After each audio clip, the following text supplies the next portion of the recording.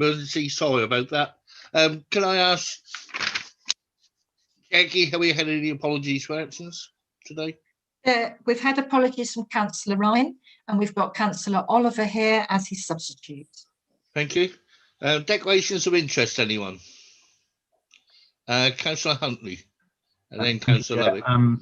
Just to advise for item 4C, I'm an employee of the UEA, which is the same location as Sainsbury Centre, but it's non-pecuniary.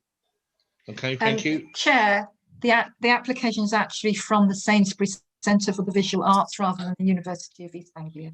Okay, so it shouldn't make any difference at all. Councillor Lovick?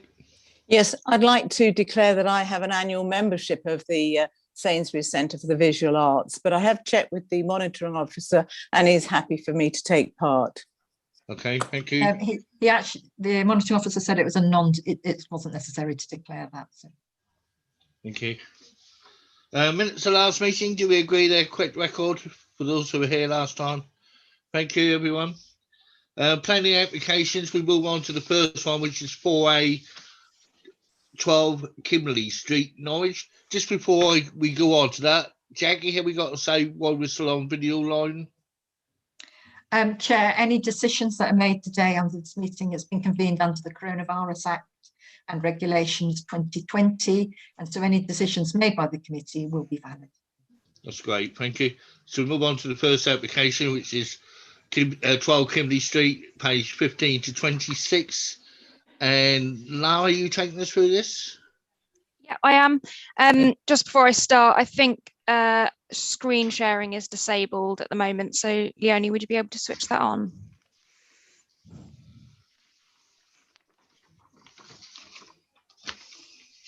Yeah, that's good. Yeah, thank you. Okay.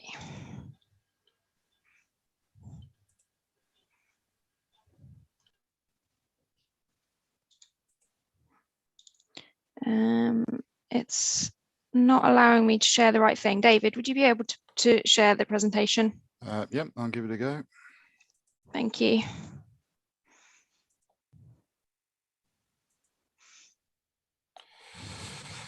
And just bear with me.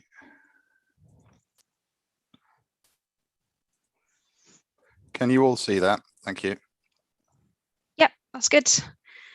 Okay, so if we start with the red line plan on the next slide.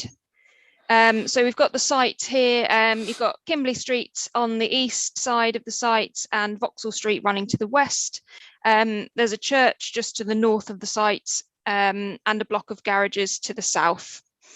The site is currently occupied by a large house known as number 12, and a builder's yard operates from the site, which has got various sort of buildings and a car park associated with it.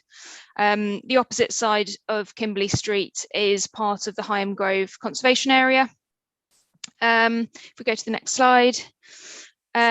So the application is for outline consent at this stage, so with all matters reserved. So at this point, we're just considering the principle of development rather than any of the detail. This is just an indicative site plan submitted by the applicant to demonstrate how the proposed development could fit onto the site.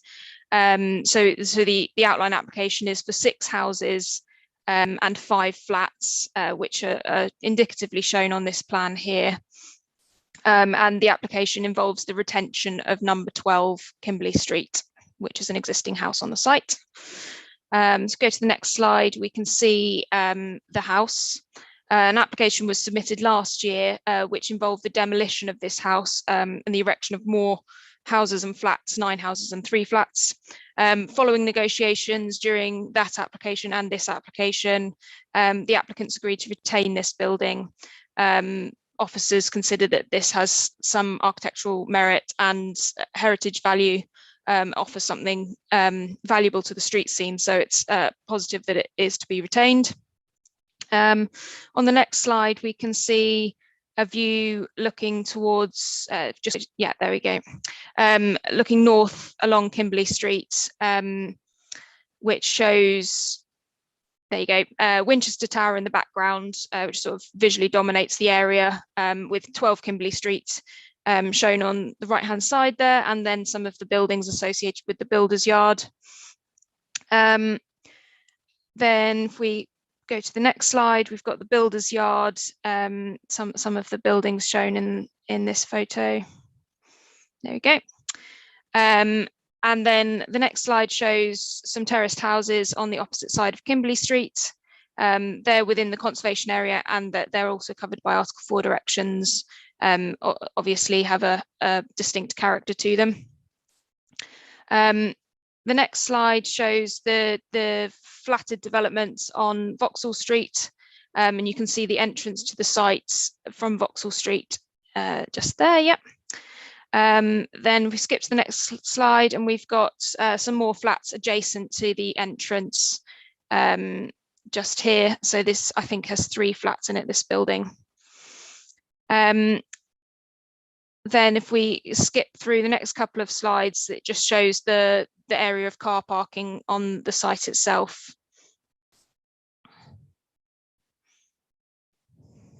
Here we go.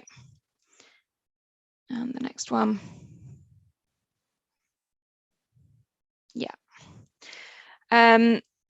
So if we just go to the next slide, it should show the site plan. Yeah. So the application involves the loss of the small business premises, which is obviously something that weighs into the consideration. But considering the site's location within a primarily residential area, and the fact that a builder's yard doesn't necessarily fit in too well within that location at the moment, it's considered acceptable in this case, and there are obvious benefits with the development of a number of houses in a very sustainable location. The site's been shown to be capable of accommodating the quantity of development proposed. Our recommendation is therefore to approve the application, subject to the signing of a legal agreement which would secure policy compliant levels of affordable housing, and subject to the conditions recommended within the report. Thank you. Thank you, Lara. If David could put this all back together, that's brilliant. Thank you. If we move on to questions committee, has anyone got any questions? Councillor Stootley?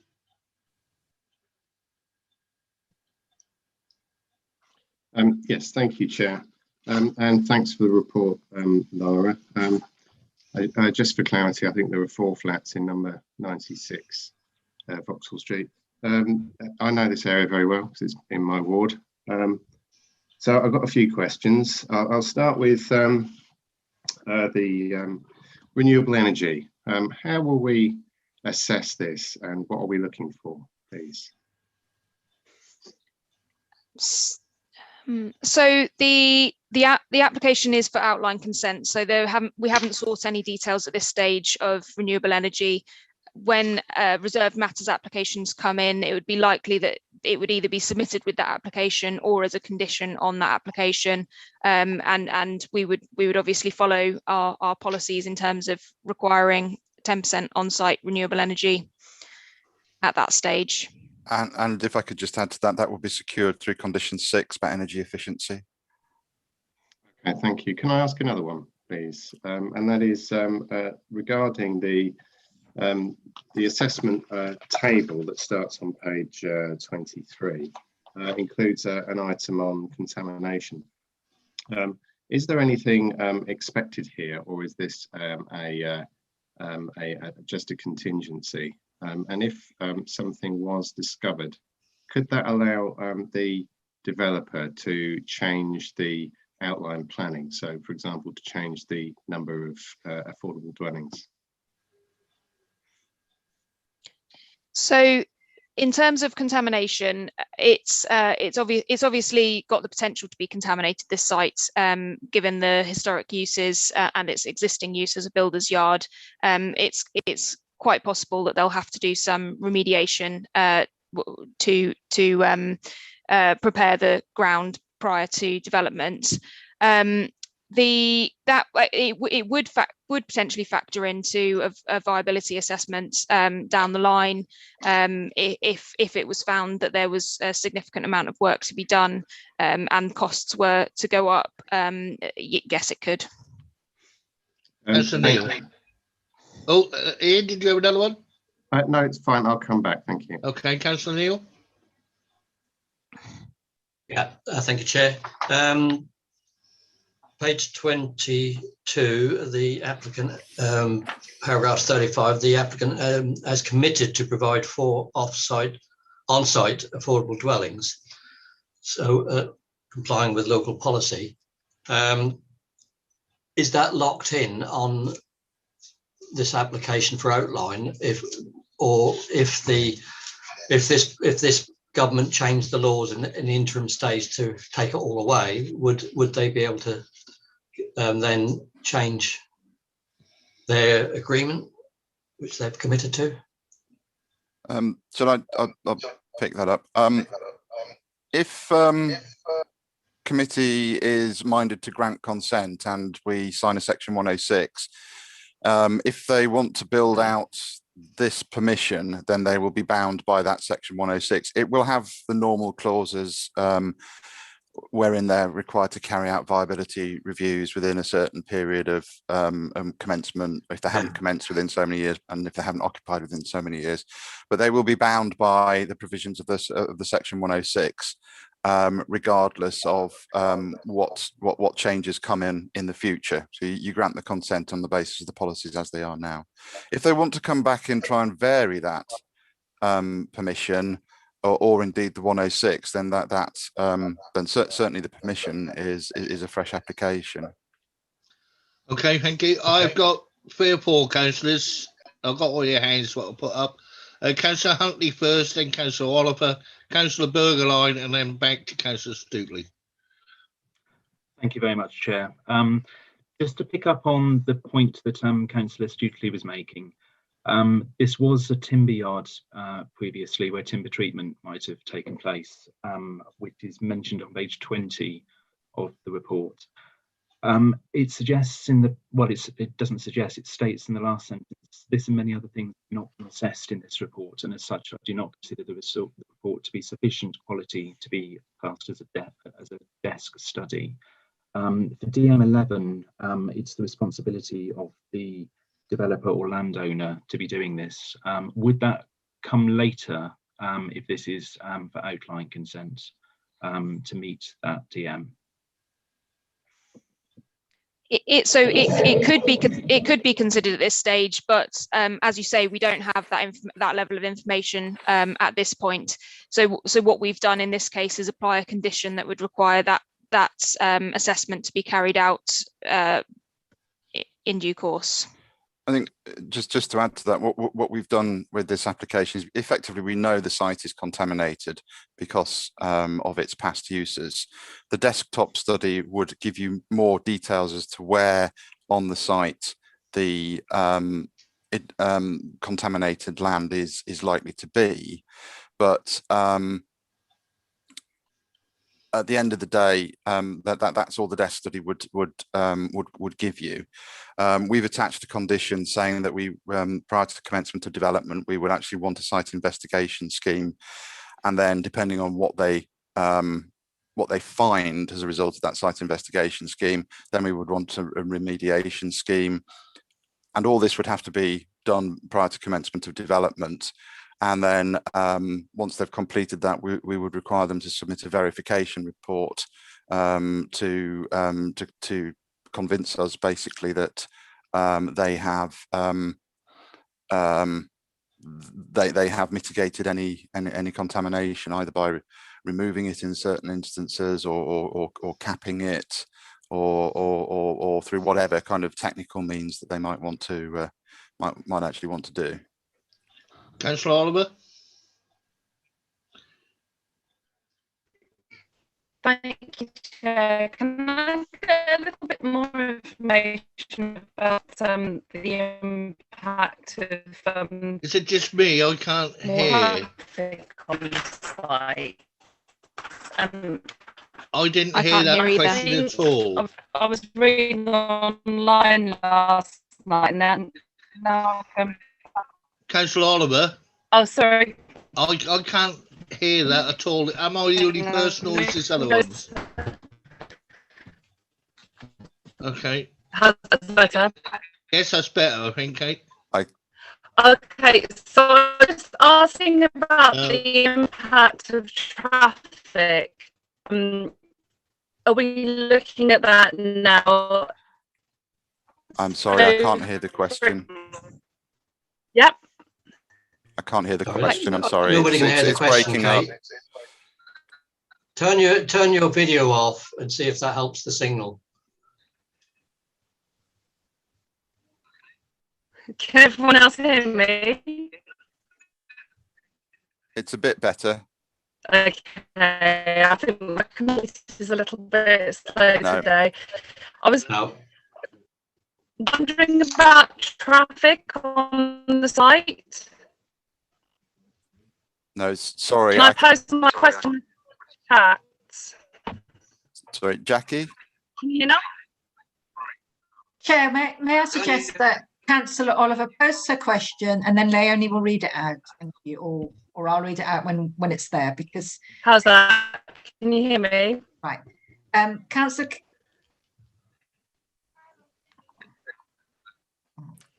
Is it? I think there's a big delay. I was wondering about the impact of traffic on the road. Laura, can you pick that up? Traffic impact? You're on mute. She was asking about the traffic impact on the road.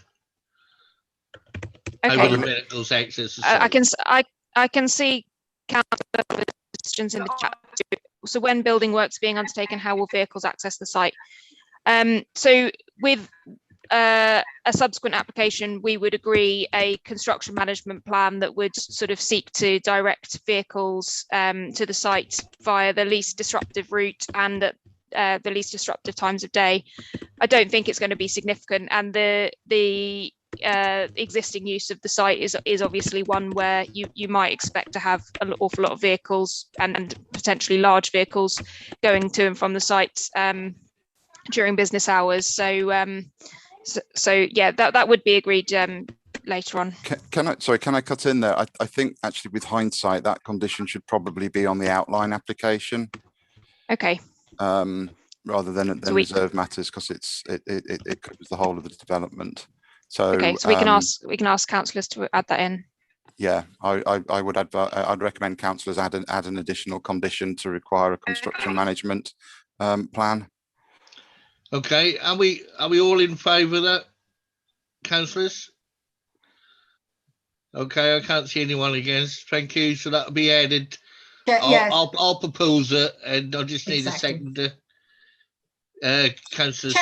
Chair, sorry, can I just suggest that when you move, if members are all in agreement with that, you've concurred with that so that when you do, if you do move the recommendations, you move that at that time rather than take a vote. Thank you. Sandra Bugline. Thank you, councillor.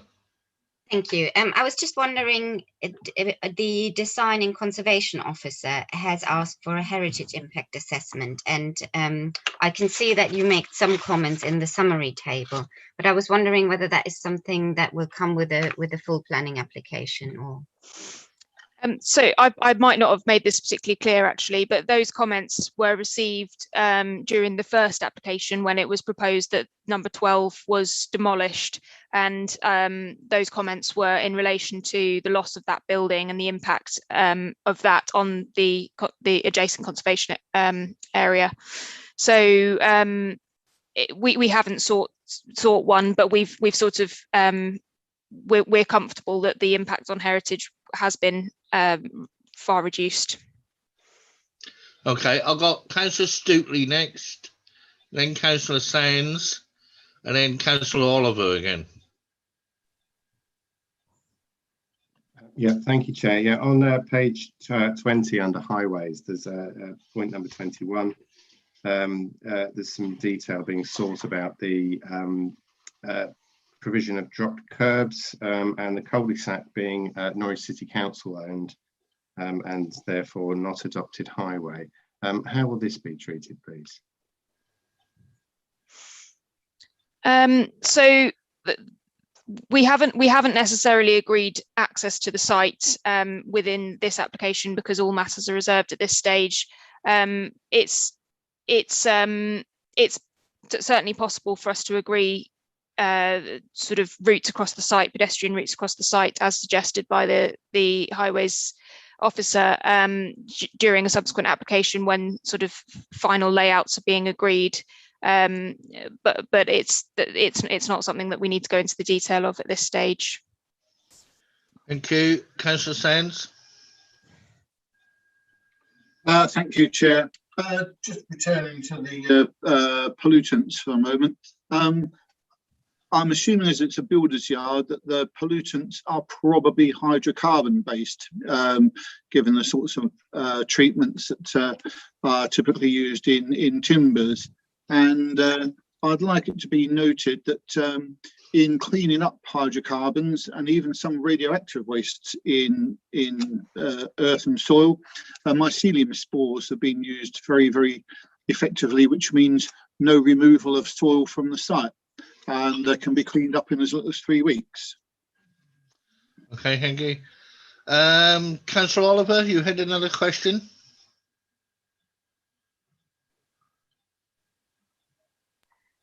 Chair, Councillor Oliver's written out a question which I will read out under the circumstances, but I will remind any members not to unless they're having difficulties. Councillor Kate Oliver was asking about the impact of traffic on the road. She's also asking when the works are undertaken, how the vehicles will access the site. I think we've mentioned that in a construction that there will be that's that condition that we've agreed because the street is so narrow. And she's also asked for consideration given to social housing as well as affordable housing, and is apologising for her technical issues. Thank you. Okay. So we just need to know about social housing and affordable housing. I think that is in the report. Lara, did you just want to come back on that? Yeah, so the definition of affordable housing in this instance would incorporate various different setups, including social housing. Okay, thank you. There's no other councillors wishing to ask a question. We'll move on to comments now. Anyone wish to come in? Councillor Stutley. Yes, thank you. I think. Can I just stop you here before you do that? I've got to do the recommendation. The recommendation is to approve, and that is with the piece we want to put in about I forgot what it was now, David. Construction management plan. Yeah, construction management plan. So I'll move the recommendation. Can I have a second for that? Thank you, Councillor Maxwell. And now we go on to discussion, and Councillor Stutley. Thank you.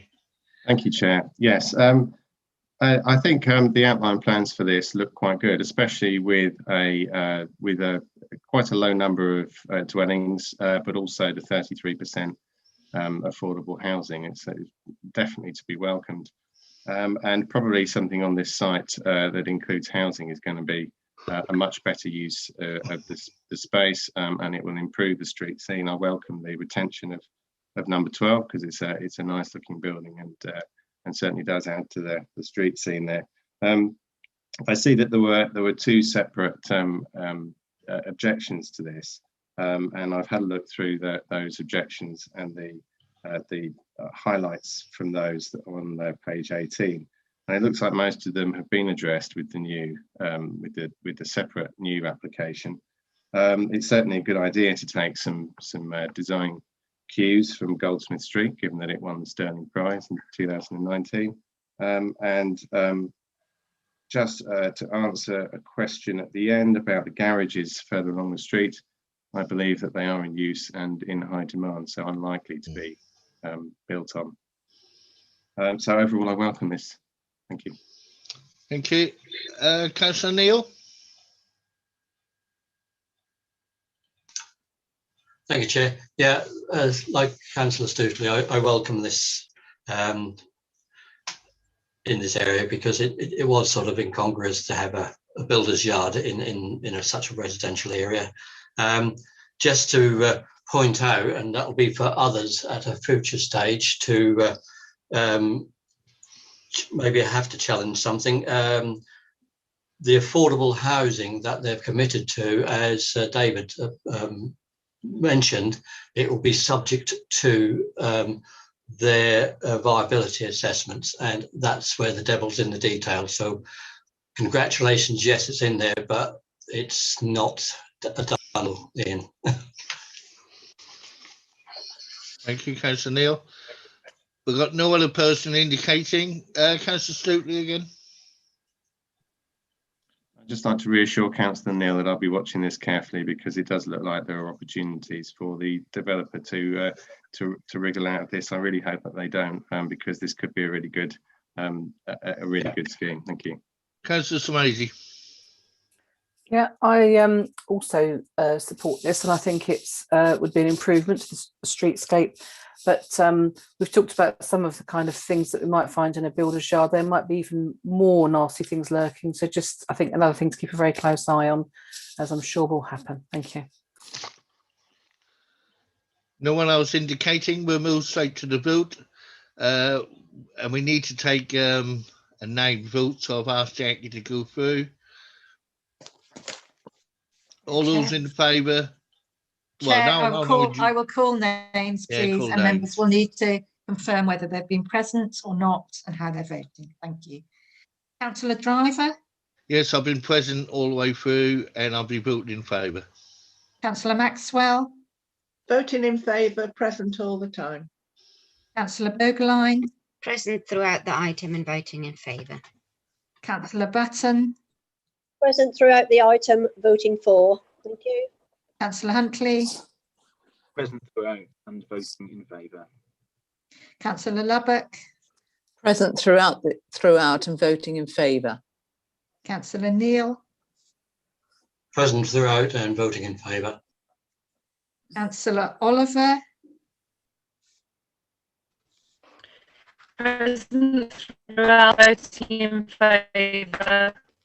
That's present throughout and voting in favour. Thank you, Councillor Oliver. Councillor Peake? Councillor Peake, you're still muted. Meeting, and I'll be voting in favour. Thank you, Councillor Peake. Councillor Sands? I've been present throughout, heard all proceedings, and voting in favour. Councillor Samaisi? Present throughout, voting in favour. You and Councillor Stokely.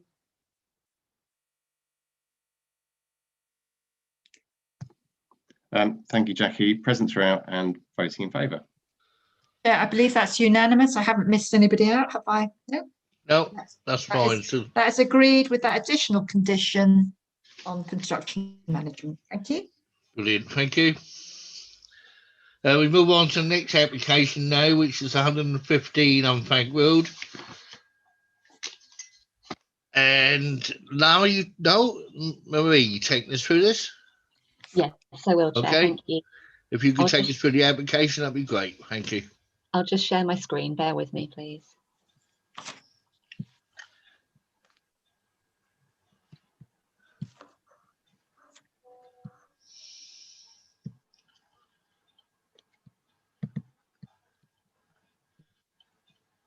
Yep. Somebody confirm you can see that? Yep.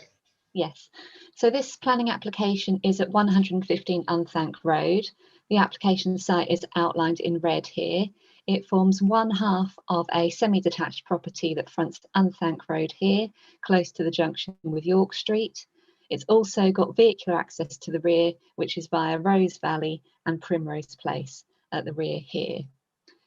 There's also a pedestrian footpath which gives access between Unthank Road and Primrose Place, which runs along the side boundary in this location. The application site is within the defined local centre within Unthank Road, which is largely in commercial use, but the property is wholly in residential use as a single dwelling house at present. Surrounding properties are in a mix of commercial uses on the ground floor with residential above, and along Primrose Place there are a number of residential dwellings. Looking at the existing site and floor plans of the property, there is a change in levels dropping down from Unthank Road at the front towards Primrose Place at the rear, and this gives a lower ground floor level within the property, which consists of a conservatory, lounge and kitchen. Stairs then lead up to the ground floor level, which is level with Unthank Road to the front, and this level provides a lounge and an ensuite bedroom. And then up on the first floor, there are 3 further bedrooms and a bathroom, creating this 4-bedroom single dwelling house.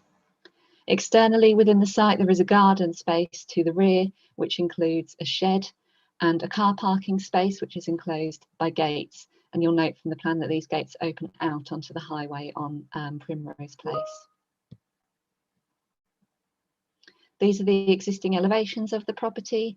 It's a red brick semi-detached property. It has UPVC replacement windows, retaining the sash effect of the original property. And at the rear, there is a lean-to tiled extension and also a UPVC conservatory. And this is the garden space at the rear.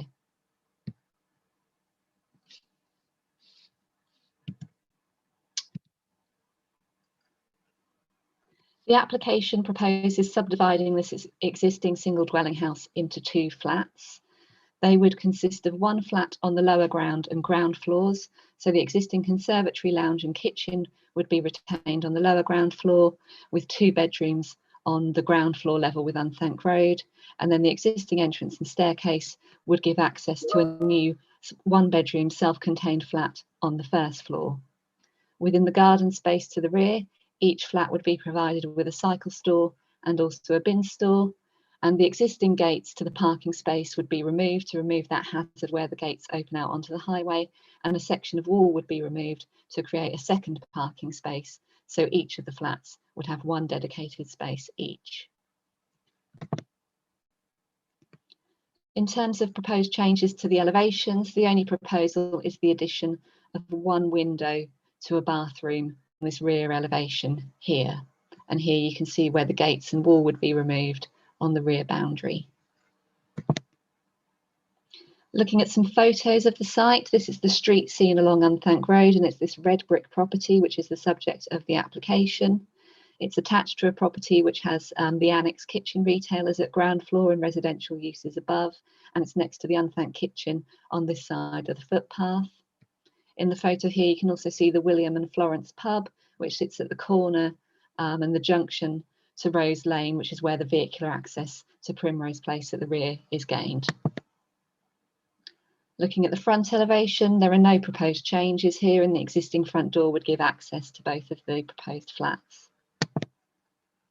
And then moving round to the rear, this is the rear elevation of the property, and this is the area where the new bathroom window is proposed to be provided, which would match the design and materials of these existing windows. These are the gates to the existing car parking space, which are proposed to be removed, and then the section of modern red brick wall here would be removed to create the second parking space. Looking at that area in a bit more detail, you can see the shed within the existing space that would be removed, and it's proposed to provide a dropped curb along the width here so that both parking spaces could be easily accessed. You'll note there's a lamppost at the very corner of the site here, and there's a permit parking sign on it because the car parking along Primrose Place is managed by permits. As a result of the application, the proposed 2 new dwellings would not be eligible for parking permits in this area. Just looking along Primrose Place, again, you'll see that lamppost which is at the corner of the application site, and you can just see the section of wall which would be removed to create the second parking space. You can see here there is a car parked along the opposite side of the road, and that the road is only wide enough for cars to park along one side while retaining access for other cars to park along the other. And you'll see that directly opposite the site there is a raised curb that protrudes into the roadway with these 2 bollards on. They protect the entrance into a footpath, and they provide something of a pinch point along the road. And you'll see from the photo here that if this car was to either be parked alongside those bollards or indeed on the opposite side of the road, that pinch point would mean that it wouldn't be possible for another car to pass around it. So therefore it's not possible for a car to park immediately outside the application site where the new parking space is proposed. And that's been one of the concerns that have been raised in objections to the application, that this proposal would result in the loss of on-street parking. However, it's not viable to park in this area at the moment, or not safe or convenient to do so. Therefore, it's not considered there would be a loss of on-street parking there. And just to look in the other direction again, this is the gates to the existing parking space, the section of wall that's proposed to be removed to create the second space. And this is the car that we saw in the previous photos So those bollards and the raised curb that protrude into the roadway are just in front of that. They're directly opposite the site. So as I've said, the objections that we've received on this application have really focused on this issue of parking, and concerns have been that the development would result in an exacerbation of the existing parking congestion along Primrose Place. As I hope these photos demonstrate, it's not considered that there would be any loss of existing on-street parking opportunities, and the new flats would not be eligible for permits to park along this road. The provision of an additional car parking space is in accordance with policy and considered appropriate, so that each of the 2 flats would have off-street parking here. These 2 proposed flats would also provide an acceptable standard of amenity for future occupiers, and it's not considered that there would be any adverse impacts on the amenity of neighbouring occupiers, and the minor alterations are considered acceptable in design terms. This application is therefore recommended for approval. Thank you, Maria. We'll move on to questions now. I've got one. Can I just ask, is the applicant been breaking the law by not having a drop curb down there in the first place? And this will actually solve that problem? It will certainly solve that problem, yes, and also remove the gates which open out onto the highway at present, which is... So she's going to have a drop curb for 2 car park spaces, or just for 1 and then turn? The proposal is to provide a dropped curb for both parking spaces. Thank you. Any other questions? Any councillors? No. We'll move. I'll move the recommendation is to approve. I'll move that. If I got a seconder, thank you, Councillor Maxwell. Concerns? Discussions? Anyone? No. We'll move straight on to the vote then. All those in favour? We have to go through names again, so I'll ask Jackie, our committee secretary, to take us through the names again. I'm sorry about this. It is just to make sure that anybody watching knows how members are voting and that they've been there for each item. So, thank you. Thank you, Chair. Councillor Driver, are you? Yes, I've been here all the while and I'll be voting in favour. Thank you. Councillor Maxwell. Voting in favour. I've been here all the time. Councillor Boegelein. Been here for the entire item and I'm voting in favour. Councillor Button. Been here for the whole item, voting in favour. Councillor Huntley. Present throughout and voting in favour. Councillor Lubbock. Present throughout and voting in favour. Thank you. Councillor Neal. Present throughout and voting in favour. Councillor Oliver, sorry. Present throughout and voting in favour. Thank you, Councillor Oliver. Councillor Peake. Yeah, been here through the whole item and will be voting in favour. Thank you, Councillor Peake. Councillor Sands. Yes, I've heard all proceedings, been here throughout, and am voting in favour. Councillor Samaisi. Present throughout, voting in favour.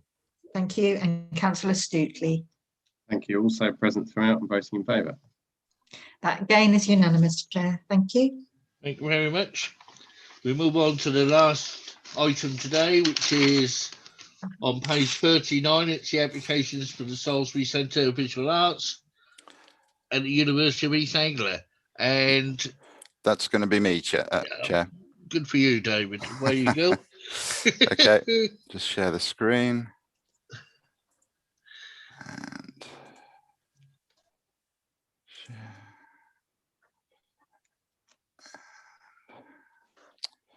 I have so many windows and they're getting in the way.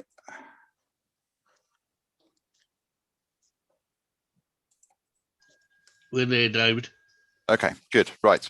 Thank you. This is an application, well, there's 2 applications before you, one for planning permission and one for listed building consent. Listed building consent because we considered that the installation of the structure, of the sculpture rather, which is shown in the area in red on the plan in front of you. It's within the curtilage of the grade 2 star listed Sainsbury Centre, but also the grade 2 star listed cigarettes at the UEA. The sculpture is going to be sited between the Sainsbury Centre and the cigarettes and the Broad, close to the one of the footpaths that leads round the Broad.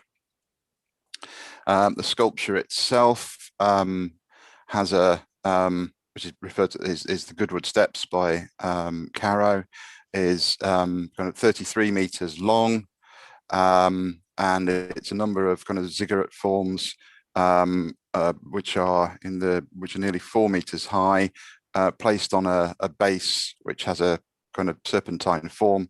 The depth of the wiggle, for want of a better term, is 6.5 meters. So it's quite a large sculpture. And this is a photograph of the sculpture in a previous setting. So again, you can see the ziggurat form. You can also see the kind of base plate that weaves in and out, and to which the ziggurat forms are attached.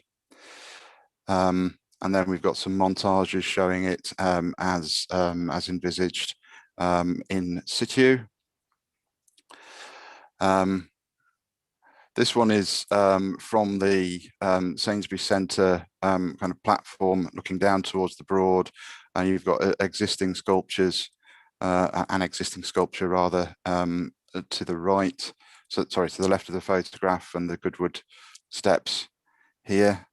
And it's part of the development, is part of the ongoing kind of sculpture trail and sculpture park work that the Sainsbury Centre and the UEA are collaborating on. And again, showing the scale. These are photos of the site, and the purpose of this series of photos is to show the kind of progression of existing outdoor sculptures from the Sainsbury Centre down towards the Broad. So you have a sculpture here, and then again moving backwards, the first sculpture was in this location. You've then got this tower, and there are other sculptures on the platform here.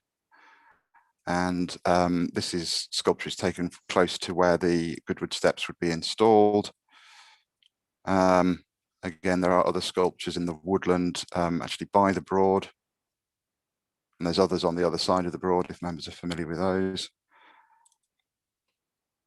And again, the Goodwood Steps would be in this location here. And again, just another for context.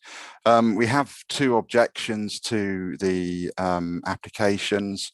One is from the Yare Valley Society, who object to the physical mass of the structure in this location and it interrupting views between the Sainsbury Centre and the Broad.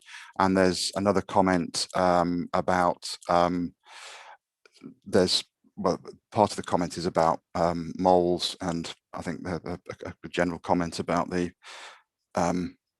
management of the creatures on the university's grounds and the impact of the structure on them, and also comments about the potential for it to be used as a dog urinal. I think the correspondent describes it, and birds to perch on top of it. There's quite a long section in the report which addresses the kind of the thoughts around the positioning of the sculpture, and also there's a difference between how the sculpture will be installed in this location and how it was installed in the previous location that I showed you a picture of. In the previous installation, it was installed on a gravel base. This will be installed on the grass, which and that kind of reflects part of the ethos of the design for both for the original ziggurats, where the grassland was envisaged as almost it's referred to as a harbour area where the grassland kind of laps up against the ziggurat structures, and it does the same with the Sainsbury Centre, and the intention is to reflect that in the positioning of this sculpture and indeed all the other sculptures. The consent sought is for a temporary period. The structure, I think the structure itself would actually is proposed to be in situ for about 3 years, but the consent that we're recommending is for 5 years. But the reason for doing that is that it gives the 5 years starts when the consent is issued. So the clock would be, if the committee was minded to approve and we were to issue the permission, say this week, the clock would start running. To give them 5 years actually kind of gives them a bit of time, the applicant a bit of time to get the sculpture on site within the 5 year period, and also to get it off site, and also the site restored within that 5 year period. So the recommendation is to approve for a temporary period, and it says there's both a listed building and a planning application. I'll stop sharing now. Okay, thank you for that, David. Councillor Lovett, questions? Yes, thank you, Chair. The application is for a temporary permission for 3 to 5 years. If it were to become permanent, i.e. the arrangement was that the sculpture could stay, would there need to be a further application to agree that? There would, yes. Thank you. Any other questions, anybody? No, I'll move the recommendation, which is to approve. Have we got a seconder for that? Thank you. Discussions, Councillor Sands? No? No one wish to say anything? Can I just say something? I think this way actually looked quite good in all the lands from the Salisbury Centre down towards the river, so I think that'd be a quite good use of the grounds being down there. Now, I've got 1 or 2 councillors put their hands up now. I've got Councillor Neil first, Councillor Lubbock, Councillor Samaisi. Thank you, Chair. I will not be able to vote for this, but I just find that just totally in the wrong place. I mean, the Sainsbury Centre have got their own grounds, and they're putting it right in this beautiful panoramic view from the Sainsbury Centre and the university across the natural areas across the Yare Valley. I just think it's totally in the wrong place. Thank you, Councillor Lubbock. Yes, while I respect what the Yare Valley has said about feeling it's in the wrong place, and Councillor Neil's comments, I think it is a temporary structure, and I think it gives people a chance to assess it and see whether it is in the right place or not. And I think it's just a continuation of what the Sainsbury Centre and the UEA are doing, which is bringing sculptures to the attention of the public, giving them access, free access. And I think it's very, very welcome. The actual form of the sculpture being steps, and it very much echoes the ziggurats themselves. And so I think it's a very appropriate site. And one has to remember that this is not a natural site.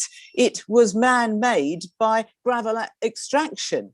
So, this is a sculpture man-made by with iron. Well, the lake was man-made as well. So I do welcome this, and I think it is it's a great accolade for Norwich to have this internationally renowned sculpture, having his works on the sculpture park.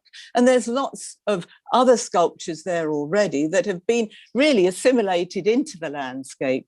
So I'm sure that in time it will become part of the landscape. But if it really is objectionable, it is only for 3 to 5 years, and then there will be another opportunity for people to have their say when a further planning application comes in, should it be made permanent. So very much in favour, and I hope others will be too. Councillor Smagy. Thank you, Chair. Yeah, I mean, echoing lots of that. I mean, I'm a huge fan of using outdoor spaces in this way. Love the Yorkshire Sculpture Park and other outdoor kind of sculpture parks that we have. And I think that it really helps to put Norwich on the map, because we've got these fantastic sculptures. Looking at the artworks of this particular sculptor, I would have preferred early one morning, but I'll take the Goodwood steps if that's what we're going for. And yeah, let's put it in. Let's see how it goes. And if pigeons nestle there, then I'm sure there's some plans in place to keep that maintained, and hopefully, you know, people will respect it. And it's good that we're doing this, and I was definitely voting in favour. Thank you, Chair. Thank you. I've got three other councillors: Councillor Stootley, Councillor Bergline, and then Councillor Button. Thank you. Yes, thank you, Chair. Just briefly, I think this is an interesting and suitable installation, and art, of course, is subjective, but I think this will look good in its setting. I look forward to seeing it. Thank you. Councillor Bergline. I think one of the things that the sculpture trail at the Sainsbury Centre has done is exactly provoke these kind of discussions, because we will never find two people agreeing on whether it's the right place or not. But the value of that is, I think, is huge, that we can have free access to something that we can disagree about. So I'll be voting in favour of this. Thank you. Councillor Button. Thank you, Chair. I think that'll be an asset to the area. After all, the Sainsbury Centre is there, the university is there, and it's all about education. And I think that's quite nice that they've chosen Norwich to bring this to. So we're fully in favour. Councillor Sands. Thank you, Chair. I'm certain that Thor and the other Avengers would approve, seeing as this was their headquarters close by. Thank you, Councillor Sands. No other councillors wishing to speak. We'll move. Oh, Councillor Neil again. Thank you. Sorry, Chair. I just wanted to make it clear, because Councillor Lubbock came after me and said the Broad is not a natural structure. My comment was that the view, the panoramic view from the university buildings in the Sainsbury Centre overlooks the Yare Valley. The fact of whether the Broad is man-made or not doesn't distract from my opinion that it's not the right place to put it with the view across the Yare Valley. It's just totally out of place. Thank you, Councillor Neil, for that. No other councillor wishes to speak. I will move the bill, and we'll go to Jackie again to take the vote. Jackie. Chair, thank you. Councillor Driver, are you voting in favour, and have you been present for the time? Yes, I've been present here all the time, and I'll be voting in favour. Councillor Maxwell. I've been here all the time. I'm voting in favour. Councillor Bogerline. Here all the time, voting in favour. Thank you. Councillor Button. Here all the time, voting in favour. Councillor Huntley. Present throughout, voting in favour. Councillor Lubbock. Present throughout, voting in favour. Councillor Oliver.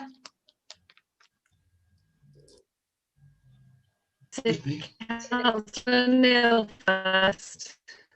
So sorry, I called you. Voting in favour. Thank you, Councillor Neil. Councillor Neil this time. I've been here throughout and in voting against. Councillor Peake.